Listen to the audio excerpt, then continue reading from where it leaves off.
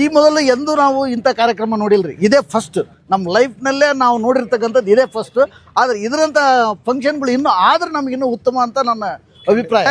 ಈ ರಾಜಕಾರಣಿಗಳು ಹೊಲಸು ಮಾಡ್ತಕ್ಕಂಥದ್ದು ಮೊದಲು ಅವರಿಂದನೇ ಈ ದೇಶ ಕೆಟ್ಟಿರೋದು, ಬೇರೆ ಯಾರಿಂದನೇ ಇಲ್ಲ. ಎಲ್ಲರೂ ನಾವು ಸ್ವಾತಂತ್ರ್ಯ ಬರೋದಕ್ಕೆ ಎಲ್ಲ ನಿಮ್ಮರು ನಮ್ಮರು ಎಲ್ಲರೂ ಕೂಡಿ ಹೋರಾಡಬೇಕು. ಆದ್ದರಿಂದ ನಾವೆಲ್ಲರೂ ಒಂದೇ, ಮಾನವರೆಲ್ಲರೂ ಒಂದೇ.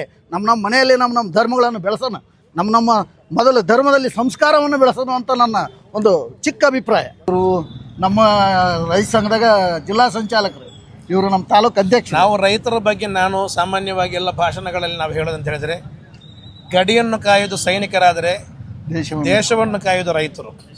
ಕಾರಣ ನೀವು ಇಲ್ಲಿ ಬೆಳಿಗ್ಗೆಯಿಂದ ರಾತ್ರಿಯ ತನಕ ನಿಮಗೆಲ್ಲ ಏನಿಲ್ಲ, ಟೈಮ್ ಇಲ್ಲ. ಆಫೀಸ್ನವರಿಗೆ 8 ಗಂಟೆ 7 ಗಂಟೆ ಟೈಮ್ ಇದೆ.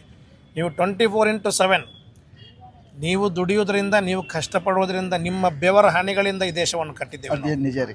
ಇಲ್ಲಿ ಎಲ್ಲರೂ ಬದುಕುಳಿಬೇಕಾದ್ರೆ ನಿಮ್ಮ ಬೆವರ ಹನಿಗಳ ಫಲ. ಆದ್ದರಿಂದ ರೈತರನ್ನು ಬಿಟ್ಟು ದೇಶ ಇಲ್ಲ. ನಿಜ, ರೈತರಿದ್ರೆ ಮಾತ್ರವೇ ಈ ದೇಶ. ಈ ದೇಶ ಮಾತ್ರ ಅಲ್ಲ, ಈ ದೇಶ ಕೂಡ. ಹೌದೌದು, ಎಲ್ಲ ನಮ್ಮ ಜನ ನಮ್ದರಿ. ಅದೆಲ್ಲ ಅಖಂಡ ಕರ್ನಾಟಕ ರೈತ ಸಂಘದರ ಎಲ್ಲರೂ ಏಕಾಗಿ ಬಂದಿದ್ದೀವಿ ನಾವು. ಅದು ಕಾಣುವಾಗ ತುಂಬ ಸಂತೋಷ ಆಯಿತು. ಕಾರಣ ಅದು ಖಂಡಿತವಾಗಿಯೂ ನಮಗೆ ಒಂದು ಈ ಭಾವೈಕ್ಯತೆ, ಈ ಕಾರ್ಯಕ್ರಮಕ್ಕೆ ಒಂದು ಕಳೆ ತರುವ, ಒಂದು ಹೊಳಪು ತರುವಂಥ ಒಂದು ಸನ್ನಿವೇಶ ಆಗಿತ್ತು. ಅದು ಖಂಡಿತ ಸಂತೋಷ ಆಯಿತು. ಬಹಳ ಸಂತೋಷ. Thank you.